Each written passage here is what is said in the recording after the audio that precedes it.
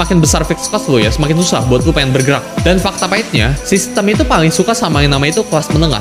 Karena kelas menengah itu punya slip gaji, ya masih punya alamat, masih punya nomor telepon, terus saya punya rasa malu, pengen punya mimpi itu masih ada. Sedangkan orang yang miskin, kelas miskin, itu nggak punya alamat, nggak punya nomor telepon, mereka itu nggak punya gadget, nggak punya gaji bahkan. Jadi gimana cara nagih? Nggak bisa. Sedangkan yang orang kaya itu punya resource ya buat menyembunyikan itu semua. Kadang orang kaya itu nggak ada KTP-nya, alamatnya itu bukan alamat mereka. Jadi ketika ditagih susah, nomor teleponnya itu kadang bukan nomor telepon mereka, tapi nomor telepon orang luar negeri.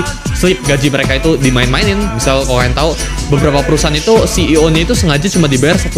Biar apa? Biar taxnya yang mereka terima itu nggak besar. Orang kaya itu punya struktur dan punya resource-nya buat tanda kutip ngebeli hukum, tanda kutip. Jeff Bezos itu bayar $1.000 setiap bulannya buat tanda kutip ngebeli hukum. Dia punya grace ya tinggi banget ya sampai ngelewatin aturannya.